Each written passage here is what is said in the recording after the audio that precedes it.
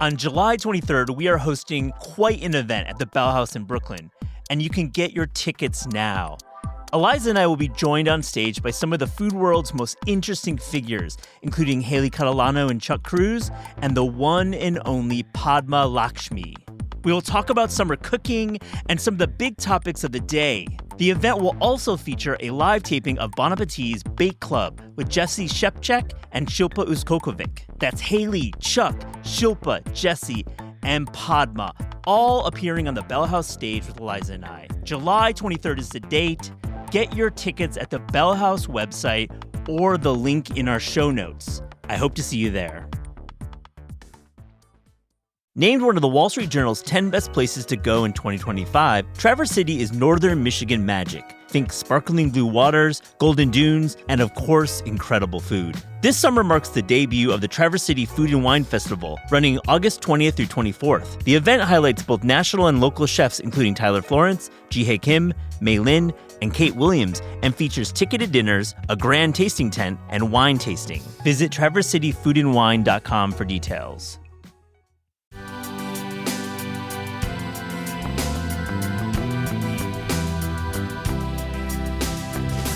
There's a future in having a space where the algorithm is specifically designed to drive subscriptions instead of like eyeballs on advertisements. I think that inherently rewards quality in ways that is incredibly cool. This is Taste. I'm your host, Matt Rodbard.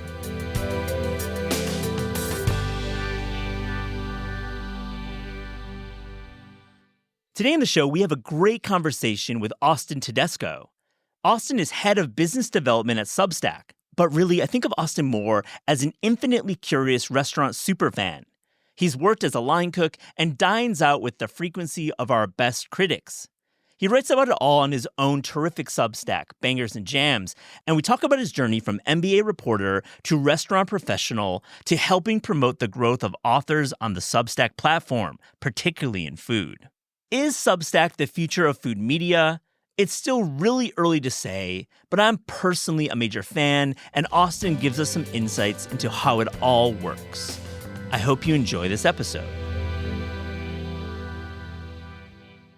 Austin Tedesco, welcome. This is Taste. It's great to finally meet you, man. Yeah, it's so great to meet in person. Thanks so much for having me. Well, I wanted to have you back in after our great conversation about Substack. We did that a few weeks ago, and I'm going to link to it. It's a great conversation. But I wanted to hear a little bit more about you because you've had a really cool career working in kitchens. You've worked in the media as well, kind of like at the same time, which to me is very interesting. Before we get to that, you're in New York for a month. Like, what's your hit list for restaurants, man? I went to Borgo last night that I actually really liked. I had it's one of those places where you get like the mixed reviews going in. Some people really love it. I had some people say that it was absolutely terrible, which gets me excited to go. Definitely. I've been an Andrew Tarlow stan like since I was a teenager coming here, and I loved it. Like I love when that kind of cooking is good. It's like I looked at the menu and I was like, this is all I want to eat. So that really hit. I loved Crevette. I thought Crevette was stunning. It compelled me to take back my anti-entree stance that I've held for a long time. You wrote a great piece about that on your own Substack. Yeah. I typically never order entrees if I can help it, but Crevette, like they really know what they're doing there. Some friends work at the bar that I used to cook with, which is like usually a good way to get me to try a place. Yeah. I'm going to Le Vaudor tonight, which right on. Have you been there? No, first time. Cool. I also like the Frenchette Leroc crew. I always love. They really know what they're doing, and I've not heard a single bad thing about this restaurant, so I am inordinately excited. I mean, you moved to LA a few years back. We lived in New York, so you have this like bicoastal kind of viewpoint of dining. I mean, are you excited about New York at all? I'm really excited about New York, and I think it's because my friends in the industry are excited. Like my friends were telling me how great working at Crevette has been, how like excited they are by the food and by the drink program. Yeah. I was here for 2 years in New York. I was in LA before, and then I came to New York and kind of like did the most, and then conceded that I'm too weak to live here. I need my default in LA. Yeah. So when I'm here, I'm so excited by the restaurant scene. I'm excited by what's happening. I'm excited by like the ambition and the vibes in the restaurants. I like really look forward to coming. So we'll get to that. You mentioned it. You worked the line at a restaurant, and you've worked in media. What's food like growing up in your household as a youngin? Like, what's kind of forming you as a kind of somebody who has a lot of strong opinions in the best way? You must have had a kind of an interesting background. Yeah, I'm Austin from Austin, unfortunately. Okay. For me, I have named after the city that you were born in. I was born here, Okay. and then by pure coincidence, when I was 1, my dad got a job in Texas, and we moved to Austin. Yeah. And I have 2 very wonderful parents who both, like, I get my like workaholic nature from them. They both worked all the time. And so I grew up without a single home cooked meal. It's like not a thing that I knew Wow. at all. In high school, a girl I was dating was like, oh, I'm going to come over and cook. And I was like, okay, I want to warn you, there's nothing here. And she showed up like without olive oil or salt, assuming we had that. We had nothing. Wow. We would order a lot of takeout. I would eat a lot of fast food, frankly, like Sonic and Chick-fil-A. Mm-hmm. And then we would go to restaurants too. We weren't going to the most like interesting local places in Austin. It was still kind of before Contigo. Yeah, exactly. Yeah. Like I had no idea what Contigo was until I started going back home after college. It wasn't really on my radar.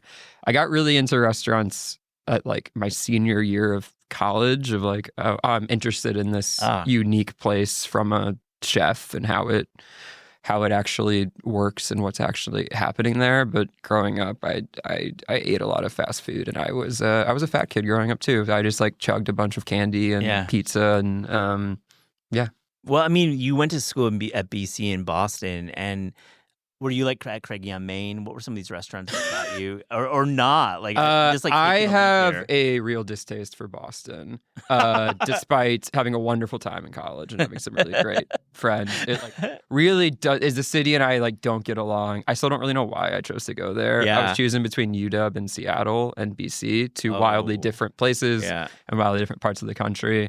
And so what actually really got me into restaurants was like taking trips up to Portland, Maine during the like beginning of the Portland, Maine peak of like Central Provisions and Eventide. I remember like I did a day trip with the person I was dating at the time to Central Provisions, and like my mind was blown by all these things I would roll my eyes at now, of like pork belly and like I got things. It's a great restaurant, but it was 2014.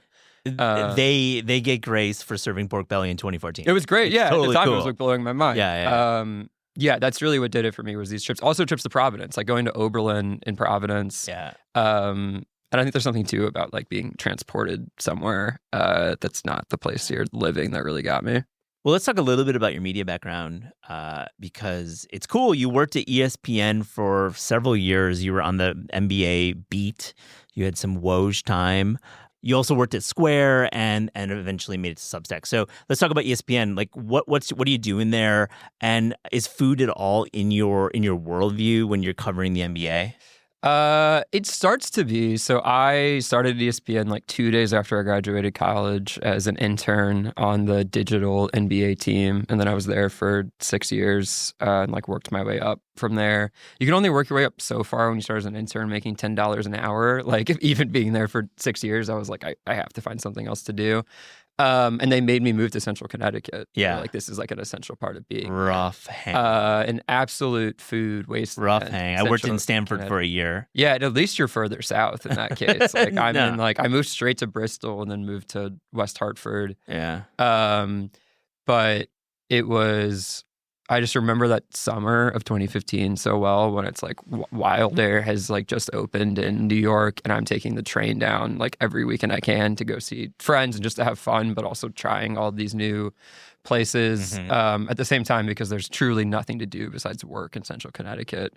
I bought a bunch of cookbooks and started teaching myself how to cook. Like I cooked my way through the Momofuku cookbook and all these other cookbooks. Like that was my relationship with food. Yeah. And while I was an editor, I got really close with our beat writers and reporters and would, travel sometimes with them, meet them at games. And of course, like then I entered into this world with Kevin Arnovitz, who's like one of my favorite people in the world.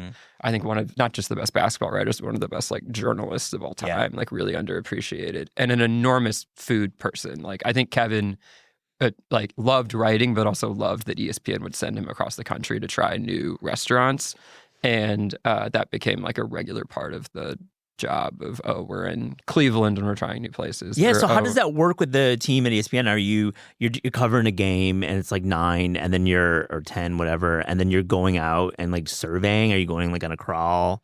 What's that like? We would usually like, there's an off night where you would do a big dinner, or there's like, I remember so vividly after Kevin Durant left the Warriors for the Nets, we had been like covering free agency all day. But since we were in LA, we had like a 9:30 reservation at Bavell to kind of decompress after, which would be like a regular thing. That's like the July 1 sweepstakes. Exactly, yeah. It's like, and we had it ready. We were like, okay, we kind of know how it works. We'll be fine. And we sit down at Bavell, and then we get a call of like, oh, the like, something might be up with the deal, maybe. And you're like, we literally just ordered the lamb neck. Like, I don't do this to me, please. One reason why I left ESPN is the amount of times that I would sit down at a bar with friends or at a restaurant and immediately leave because some second round pick had like twisted an ankle. Like, that was like really starting to break me. Yeah, I mean, you had to leave, man, because clearly you had passions outside of basketball. It must have been exciting to cover the beat, but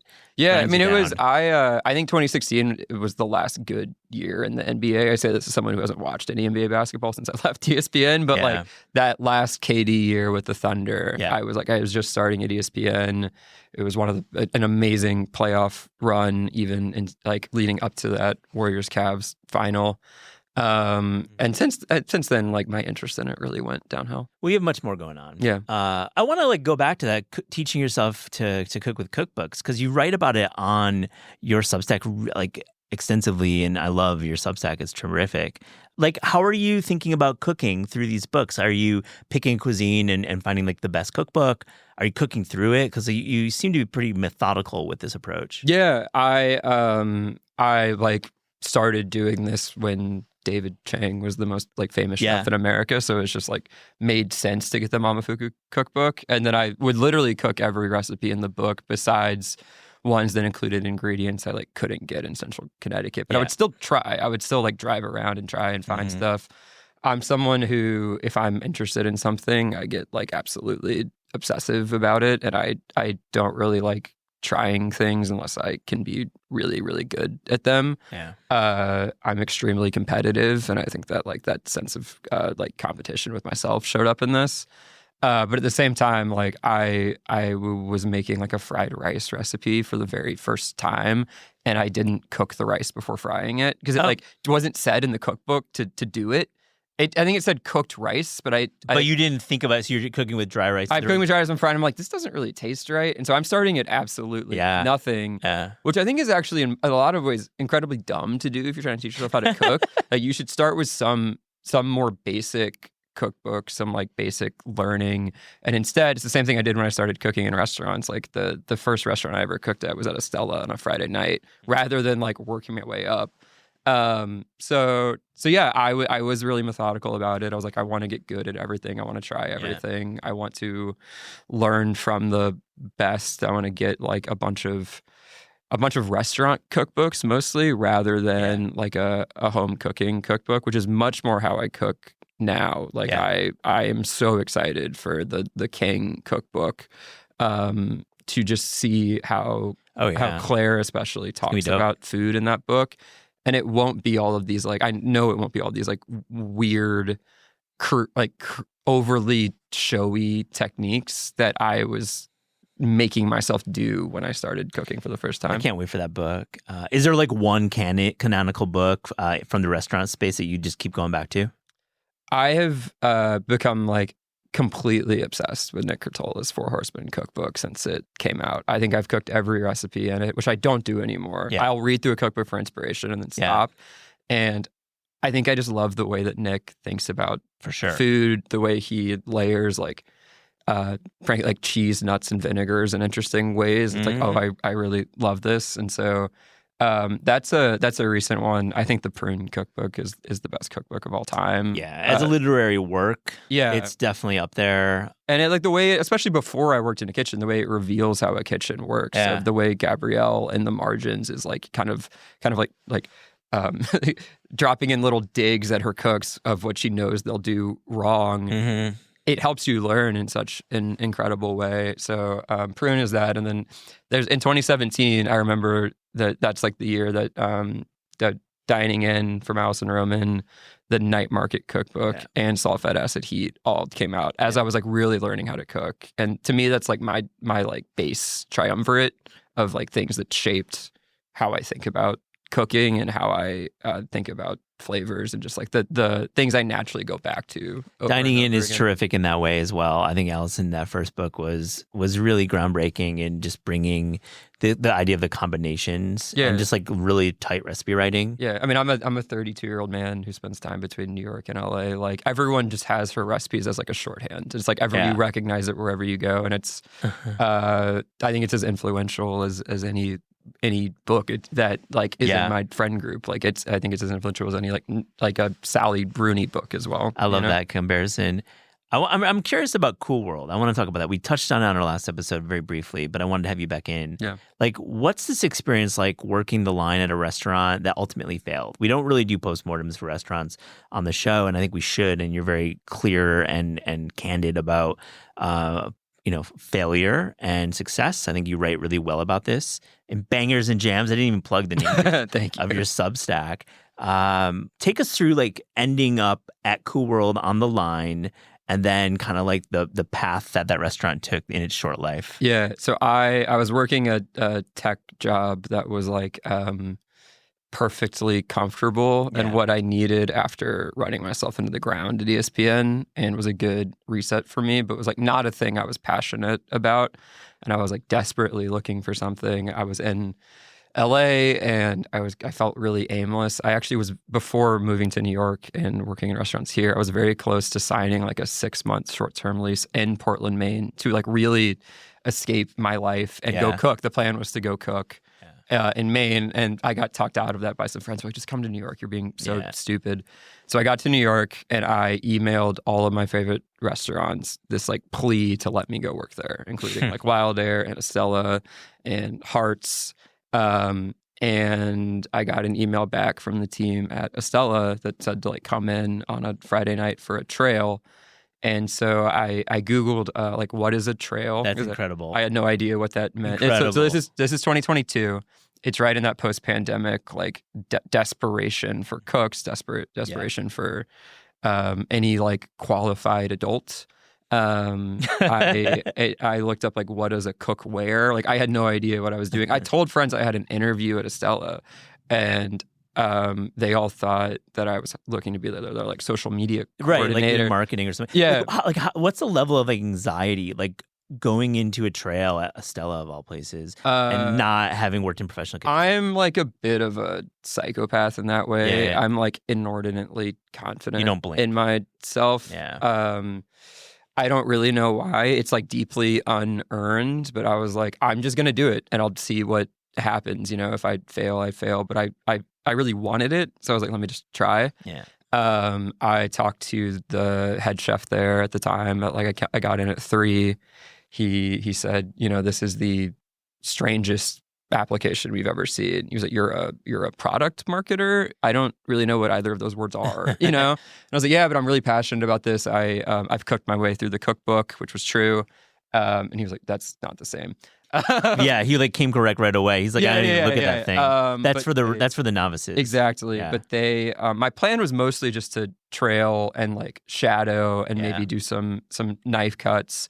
But I think they were down a person that night. Oh shit! And so, and it's a Friday night at Estella. It's packed, and they show me the technique for the endive salad. I think to me, objectively, one of the best dishes in the city. The beef tartare, all the things on the cold station, and then they got slammed, and they. I had watched them plate the endive salad, and they asked me, they're like, "Can you plate 4 endive salads?" And they looked kind of nervous asking me, but they also needed me to do it. And I was like, "Sure." I plated it. One of the sous chefs took a bite and was like, "That's great." And they sent it out. And I was like, I think that sounds like $32. Someone was definitely trying it for the first time, not knowing like me, a doofus, had made it. And then they were supposed to cut me at 8, and they just let me stay. And I was like, this is the most fun I've ever had. You had a fun doing this. I had never had more fun working in my life. I had spent my whole life working mostly remotely from my computer, sending emails about basketball trades. And this was an entirely different thing. Yeah. I burned my hand so severely that I had like this enormous mark on it for like 2 months because I was asked to go grab something, and I'm so stressed that I just grabbed like the hottest pan imaginable. And they needed it, so I, again, because I'm a little crazy, I just kept grabbing it to like move it over, and then someone finally like grabs me and hands me a towel, and he's like, "You obviously don't do it like that. Like, what?" That was the response. What is wrong with you? Which people said to me a lot, and so they offered me a line cook job that night. That night, Austin. Yeah, I talked to them. Pause. Like that's like that night. They're like, "You're hired." We talked for a bit. Yeah. I was explaining to them my very fluid schedule at my tech job, and they were like, "Oh, if you can be here at this time, that's fine." And then they ghosted me, which happens, and that's totally fine. But I was hooked, right? And so I kept looking around. I went on a date at Cool World, and we had fries and dessert. Amanda Perdomo, who I still think is the best pastry chef in New York. I'm deeply biased after working with her. I tried 2 of her desserts.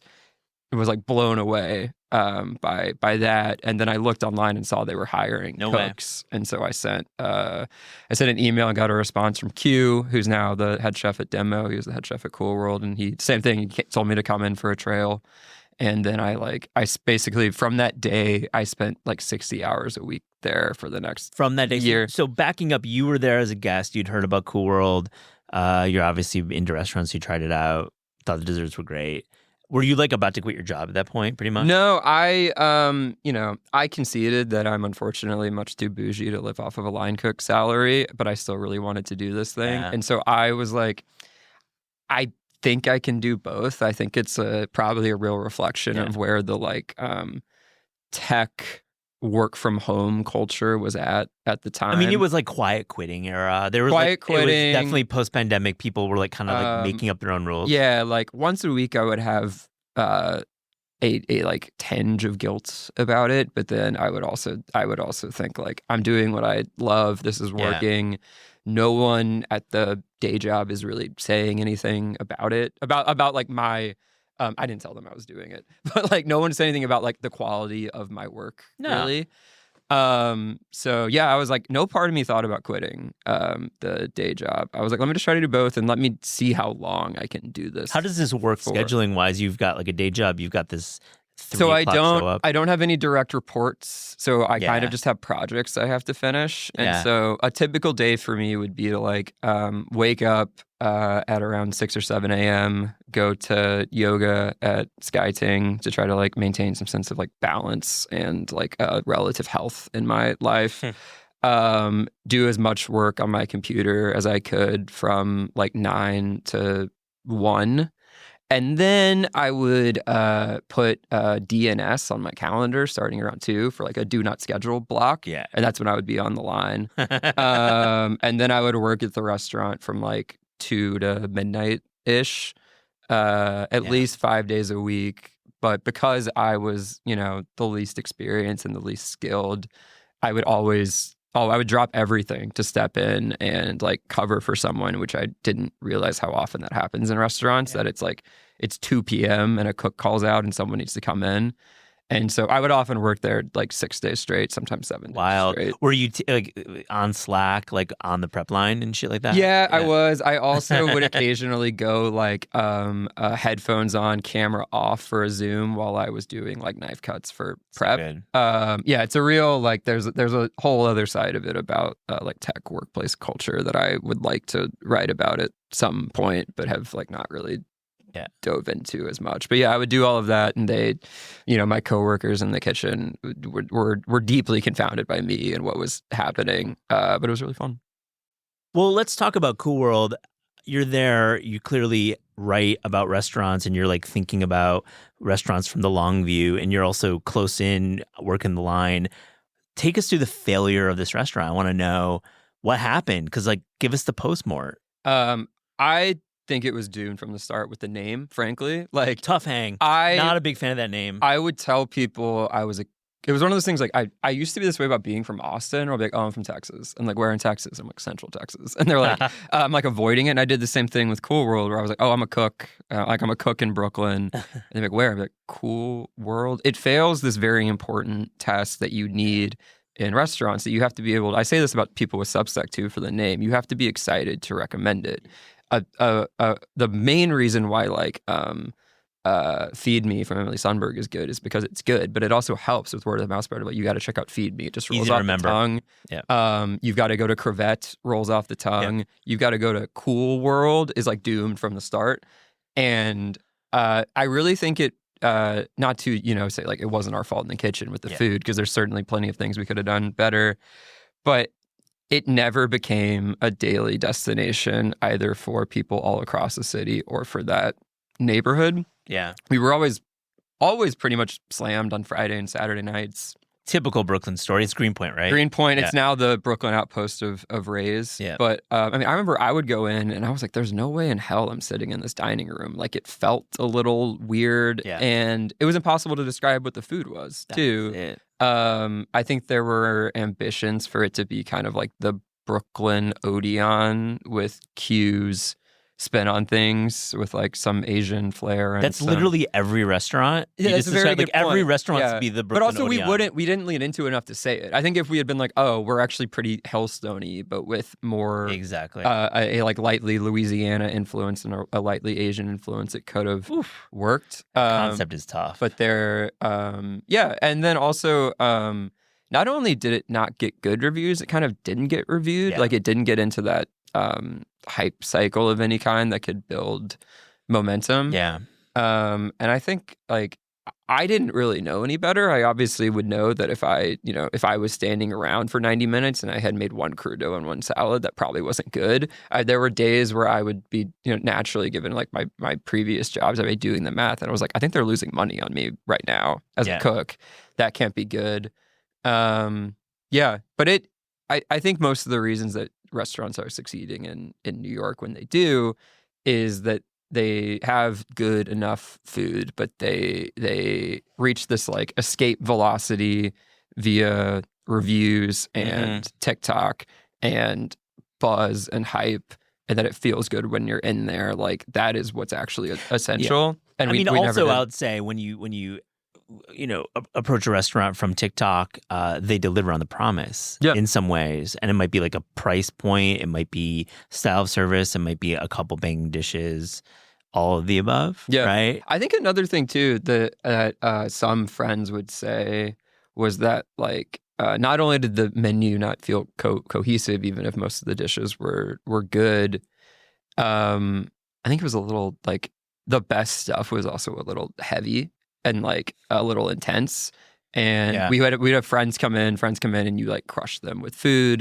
That was like a thing I learned of, like, sending so much stuff out, and my friends would be like, I feel pretty horrible after coming. Like, the food was good and I had a lot of fun, but I don't feel amazing. Yeah. I think it's interesting to compare it to Demo, where Q is now, where I think it's like so dialed in.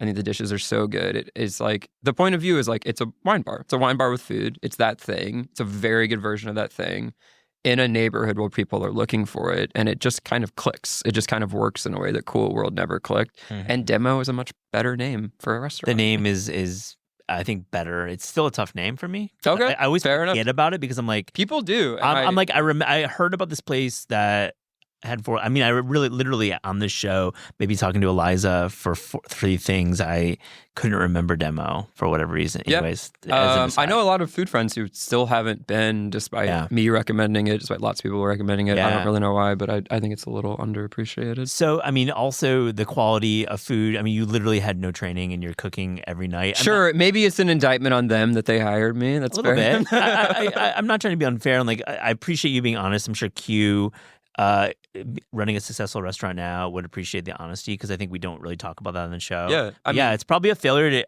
hire you in some ways. Estella was right of like, I'm sure they found someone with more experience, so any experience at all, and hired them. It was a very weird experience for me by the time I got to like, so I started in August, I think. And by the time I got to January with like some churn at the restaurant, new people would start. And all of a sudden I was like an experienced cook at the restaurant. I like knew how things worked. And there were definitely times because of the stress and because of my lack of experience where I would send out dishes that I didn't have time to taste before they go out, that it would go out and I'd be like, oh, that might have been missing a component maybe because I just like don't have all of the reps in. Yeah. And that's the thing I feel a lot when I go out, that I'm like, oh, I think the thing that's happening is actually the precision is a little off, that I'm sitting there evaluating, like, I think I know what's happening with the literal line cook at each station. And that is actually contributing more to potentially your negative experience at a restaurant, that the line cook is stressed or busy or inexperienced or hungover, much more so than like the food is conceptually off. Yeah, no, it's the recipes might be super dialed, but then you just have a guy or somebody who just doesn't understand that eighth component on the pickup. Yeah. I mean, we had this fluke dish that was the absolute end of me, where you have to like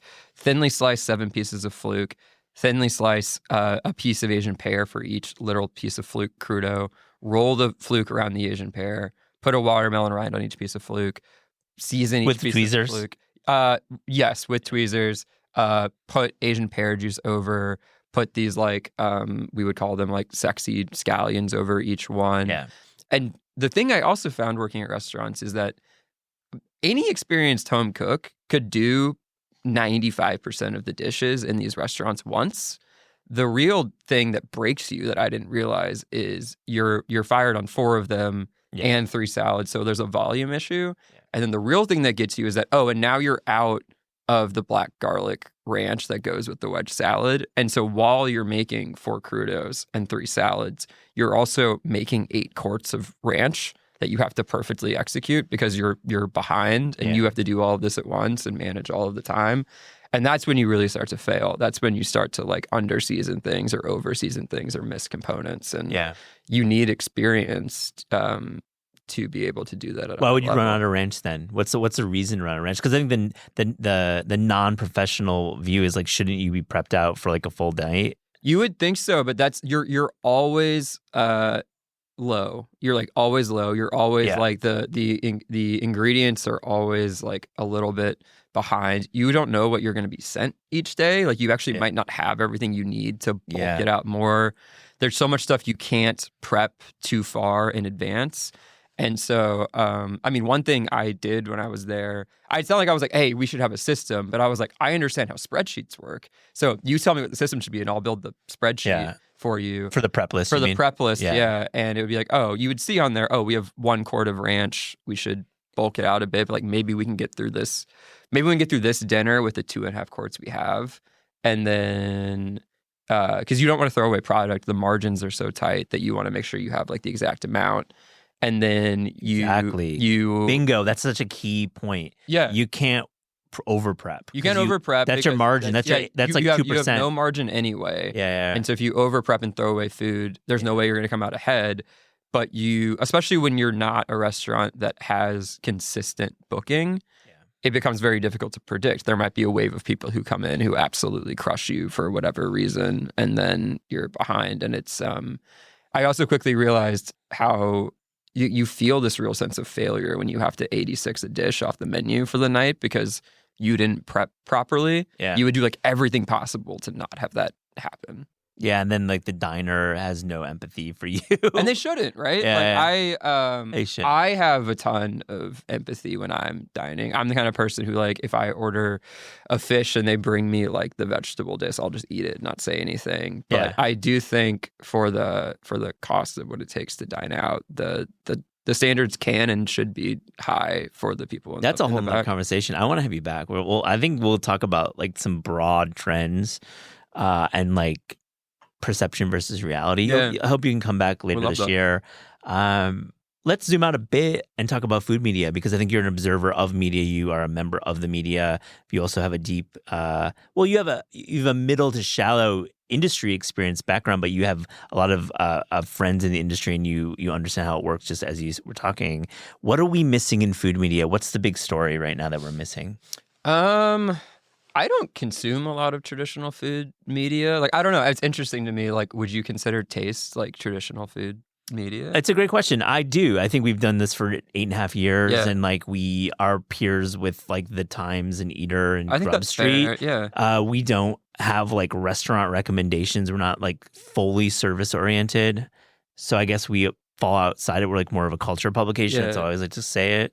But we've been doing it long enough that I'd say maybe. I think that's fair. Yeah. I asked because like when Emily Wilson, who runs The Angel on Substack, one of my favorite like food publications, and also a friend of mine, we were talking about this. Like, I think there's this subset of food obsessed, restaurant obsessed people who get most of their food news and media from group texts and from Instagram DMs and from like Chris and Jason on How Long Gone. And it's like, I kind of feel like I'm just getting it straight from a individual person source I trust, which I swear is not a plug for Substack, but it's like how I operate, where it's like, I just want to know what Emily Wilson thinks about the new place in LA.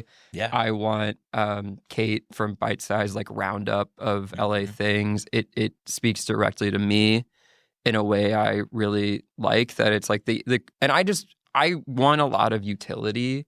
I agree. Specific to me in my food recommendations.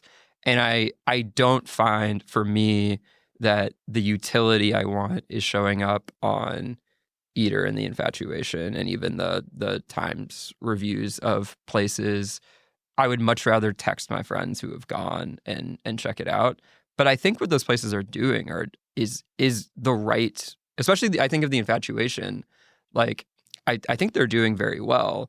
I think they serve exactly the purpose that the largest audience interested in restaurants is looking for, which is mostly like, what's a hot new place I should go to? And give me a number. Give me a number. Yeah. What's the hot new place I should go to that will make me feel good and cool, and I can post about it, and like maybe the food is good. And I think that's informed a lot by TikTok and Instagram and how it has influenced how we all think about dining out. And I prefer to be completely removed from that. There's a bit to unpack there. I love the sentiment because I fully agree with you on most of it. I feel like definitely we want to have those like one-on-one exchanges, especially for restaurant recommendations. I think that's a very, very savvy point, that we don't need to read a lot to get that rec, especially from like someone like Kate or somebody like your friend or a podcast mention. That's why we do 3 things here. We like to mention restaurants very quickly. I think like journalism has a place for like writing deeply and critically about food and showing some real academic rigor and reporting. So I think that there's like that whole thing, which falls outside of like, where should I eat? What is the cool place? So I think it's balancing the two. But I feel just how you express that, especially for Gen Z millennials, like clearly text on the page when reporting about food is dying. It's dying a slow death. It's not dying a rapid death, but it's clearly dying. Text on the page. Yeah. I would hope that text on the screen on Substack will continue to give a place for it. But I think through like, I remember when Bill Addison was the roving critic for Eater, and I was like, this is the coolest thing imaginable. Bill is one of my favorite writers in the world. And you read him, right? I read him, of course. Like I was like, this is essential reading to me. And I'm so happy that this media company is investing in this thing that I think I would guess in reflecting on it, like probably would not have the proper returns. Unfortunately, would not have the proper returns right now to invest in it too. Not at all. I love reporting. I pay for Substacks or subscriptions that are rooted in reporting.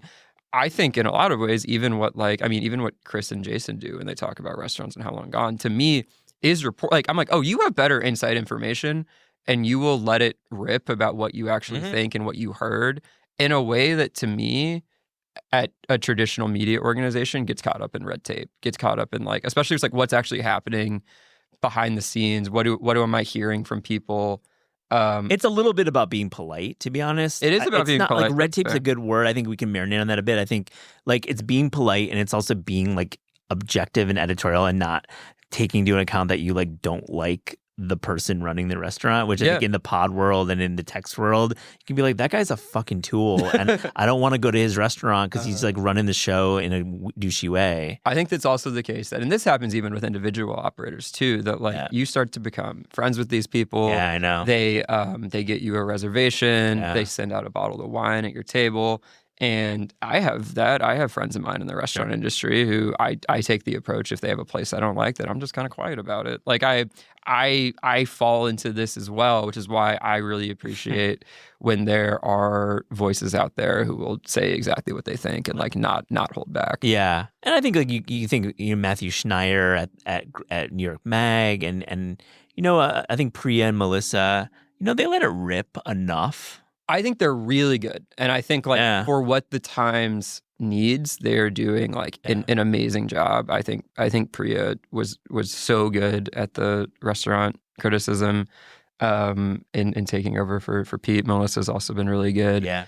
And it's just not what I am looking for personally. For sure. Yeah. I get that. Would you take the job? Would you apply for that job? It's so funny. I had this conversation with friends and I was like, I am so in the bag for Substack. I think we have like it is a dream job for me. I emailed them begging them to hire me and like telling them why.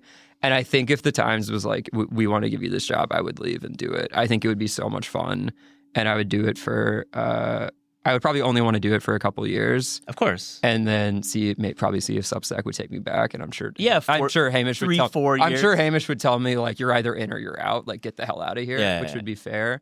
But it's a similar thing I have though, where like every 18 months I really love to like blow up my life with a big change. It seems like that. And I have a big challenge that I've never done before, so I would probably. I mean, 6 years at ESPN, that's like a long time. So you've done that long job, and now you're like, is it worth doing a long job?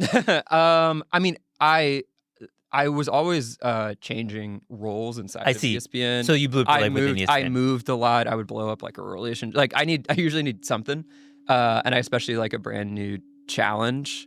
But they're not going to offer it to me, so that's okay. I love it. I mean, I hope you apply for that job. It'd be fun to read you because I really do think Bangers and Jams is such terrific writing. Oh, thank you. I will link to this great story you wrote about knives and home cooking. It's like a really lengthy read in the best way possible about just like your relationship with your knife. I think it's really well done. And honestly, I think you have skills. You got bars, man. I appreciate it. Yeah. I really love writing. I started it as a bit. I was like, I started it to learn the product. Yeah. And as a bit, I was like, I'm going to paywall everything. I'm going to make it so expensive. I'm going to do this just for me. And then I got hooked. Yeah, you got hooked. So let's actually end and talk a little bit about Substack. We talked about it on a previous episode, but like catch us up. I know it changes so quickly. What's exciting you in the food space right now in Substack? And I know you've been doing a lot of lives yourself with, did one with Emily Wilson, which was great. And that seems to be kind of a growth opportunity, doing live streams. And then, of course, podcasts within the app. But tell me a little bit about what's up. I have this thing I'm like sitting on with Substack and the app and video that I'm trying to figure out. It's a lot of what I do at Substack of like, how do we crack this thing we haven't cracked before?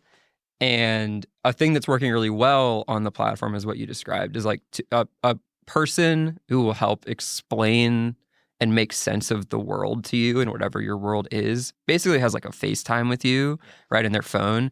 And it breaks through all of the noise and shows you what's happening, or they have like this intimate conversation with someone that you get to sit in on. And it works really well in news and politics and even culture and like tech and AI. I don't know how well it works in food, right? Like what y'all are doing is awesome. I love this podcast. Mm-hmm. I am not convinced that this format in food is what drives paid subscriptions. It might be. I might be wrong. But like, in that sense-making like news and politics space, it absolutely is for video. It works really well. And so a thing I'm trying to figure out is like, okay, what's the paid subscription video play in food that I think inherently has to be different than how video works on Instagram, TikTok, and YouTube, where those platforms are driven, understandably, by getting people to spend a lot of time watching things so that you can sell ads against them, which means that like the food has to look like the best food ever, and it has to be maybe highly edited, and it has to just get you to click and buy ads. And it like what it doesn't have to do is it doesn't have to like inspire emotion and inspire urgency to pay to be a part of something. And so I don't know if it means in food video and like paid subscription food video that it's actually like, oh, Claire de Burr sets up a camera in her kitchen and you watch her cook all of Thanksgiving dinner, like raw, unedited for like 6 hours, and you just like get like a bird's eye view into it. Or if it is actually, there is a conversational format that works in the paid I have plenty of thoughts. space. You brought it up, so I'll just go. Yeah, I please. mean, honestly, first off, there's so much great free service-oriented video available, including like archives of all the PBS shows going back to the 80s, Food Network. And then, of course, in the travel component side, there's just so much available that to paywall something new seems like you're missing the point.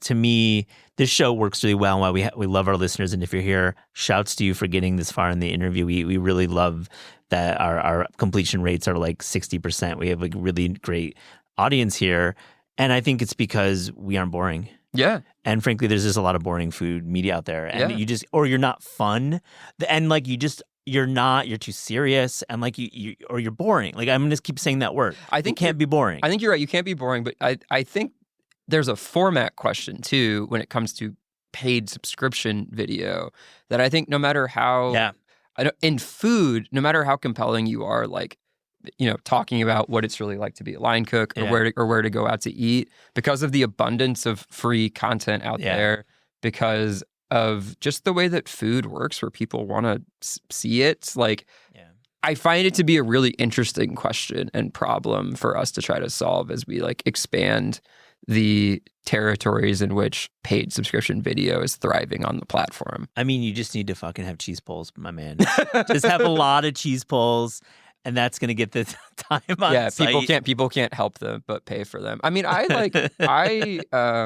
I really believe in what we're doing. I really believe that like there's a future in having a space where the algorithm is specifically designed to drive subscriptions instead of like eyeballs. on advertisements. I think that inherently rewards quality in ways that is incredibly cool. That's like still very possible in other formats.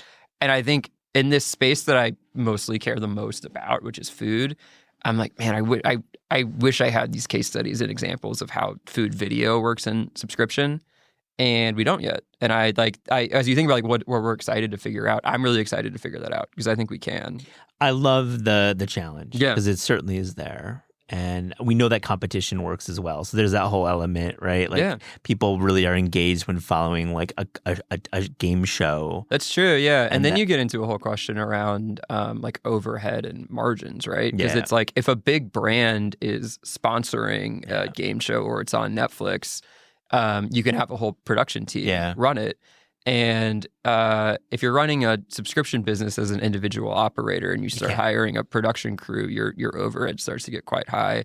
And the other part of it that I find really interesting is that the higher you get in production value in subscription video, usually the lower your conversion rates are in paid subscriptions because you need intimacy and you need like accessibility for paid subscription. Very true. Well, we could talk all day about this, and we probably will off mic. And Austin, I'd love to have you back and talk about just the long lens about restaurant criticism and media in restaurants. You're a terrific voice. On This Is Taste, we ask guests about their discerning taste. So to close this interview, here's a little rapid fire, fast and furious taste check. Are you ready? Let's do it. The best fruit. Korean winter strawberries. Oh, I love that. Great. How do you cook with them? Because I know you're thinking. I didn't know this was a thing, that there was like a winter strawberry season in Korea, and that blew my mind. Every place was serving them for dessert, mostly raw, and it was amazing. But some of them were just macerated simply with sugar. It's like very simple, but so delicious that I'm still thinking about them. The worst vegetable? Squash. Ooh, wow. I never buy squash. I don't find it exciting. Yeah, is it too much sweetness without like balance and acidity? I just find it really boring. I'm just like, this doesn't excite me. I'm excited by almost every other vegetable, and I just see a squash and I'm like, I'm good. You're good. What's your typical breakfast? I don't really eat until around noon. So my typical breakfast is a black Americano. And then so the first thing I'll eat in a day is I'll usually make a salad or like a vegetable forward dish at lunch. I mostly engage in like intermittent fasting. So like my eat. Straight. So I took you as a filtered coffee guy. I'm like kind of surprised that you're doing espresso. Yes, I love espresso. I'll make a black coffee at home, but as a work from home person, I need the ritual of leaving and like getting the scene report at Maru. Yeah. And yeah, that's an interesting assumption about I don't know, me. as like somebody who has a paladin who cooked, I just like espresso doesn't do it for me. Really? Especially for first coffee. I'm filtered always just because you want to taste coffee, not taste pressure and roasting. I think you are objectively right, and I just have this habit that I mean, I used to like, again, I had very poor eating habits growing up. Like there was a period in my life for like 5 years straight where I would have like blended frappuccinos from Starbucks every day. Yeah. So I think I'm maybe like working my way back from that to something more palatable. Dude, no judge either. We're cool I'm here. very pro judgment. I'm happy to be judged. All right. This is a big one for you. A restaurant you wish you could bring back from the dead. The Magnolia Cafe on Lake Austin Boulevard in my hometown. Yeah. There's still a Magnolia Cafe on South Congress, but it's like really not the same. I don't think I've eaten at a restaurant more than that Magnolia Cafe. The big like "Sorry, we're pancakes" sign, being like a 16-year-old up to getting into a bunch of trouble and then showing up there at like 3 a.m. for fries and pancakes. It's a very like, when I think of this question, I think of nostalgia much more than like a dish. Never made it to Magnolia Cafe. I've always wanted to. Yeah. I mean, I think it's like, I associate it with being very stupid in high school much more than like, I think if you had went, you'd be like, it's pretty good. When you're craving fast food, where are you going? Sonic. Oh, word. Nice. Yeah. There was one down the street from me when I was growing up, and I like a abundant drink menu and tater tots. So it's tots and drinks there. Because I mean, I know the commercials, they're national spots, but like we don't get them in the Northeast. Yeah. And like a lot of the savory is like not all that great. Like I wouldn't get a burger at Sonic. It's funny. But again, I mean, up until a week ago, I was very anti-entrees anyway. So I would just like order snacks at Sonic and have a good time. Your favorite city outside America to visit for food? London. When I'm in London eating, I have the sensation of like every cook back there is better than like any cook at any city in America. Like I can like feel it when I'm eating. The entrees in London are really good. The variety of cuisines is fun. They understand how to do a really good vibe, but really good food. I actually just made plans with someone over the weekend, very drunkenly, to do a home swap for their place in London and my place in LA. And I was like, I'm coming out ahead on this trade. Oh, for sure. So what's your honest take on Rochelle Canteen?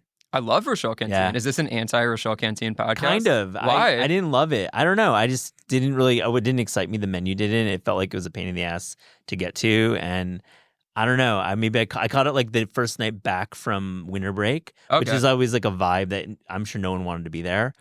I just didn't see what the fuss was about. I think like St. John bread was much better for me. Interesting. I like Rochelle Canteen more, but I think there's a lot of places in London that are like that. That's like, who's cooking tonight? Agreed. What's the menu tonight?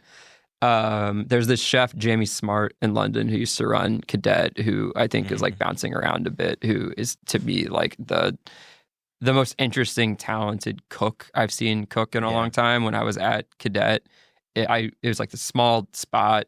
It's literally like just him back there on a burner, and he like walked every dish to us. And I was like, I wish you could cook for me every day in a way that I don't feel as, because like I come to New York for like B+, maybe A- food, and A+ time. Yeah. And I'm so into that. Like I am a restaurant experience person. Me too. I think our like mutual friend David Cho gives me crap for that all the time. For being like, how dare you not prioritize food? And like I know what I like. And London will give you oftentimes, for the places I like A- food and an A+ time in a way that I don't experience as much. It dials up a little bit for you in London. Yeah.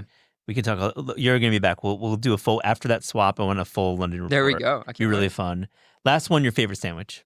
My favorite sandwich. Oh, the like classic simple Italian sandwich at Roma Market in Pasadena. I think it's the best. I think it's the best sandwich in the world. It's literally all I want. I really hate stuffed sandwiches, like overstuffed ones. I'm like, give me these like very few, very good quality ingredients.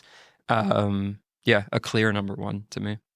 Austin Tedesco, this has been so much fun. Can't wait to have you back. Thank you so much for joining this. Thanks so much. This was great. I appreciate you.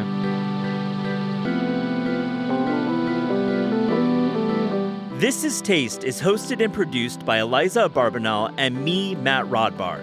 The show is edited by lead producer Clayton Gumbert and supervised by Pat Stango, Director of Media Production and Development at Penguin Random House. Thanks to Shalia Harris and the production team at Penguin Random House. Theme music by Steve Rydell. Logo and guest illustrations by Ellie Skurzat. Visit Taste online at tastecooking.com and make sure to subscribe to our newsletter to keep updated on all cool things in the world of taste.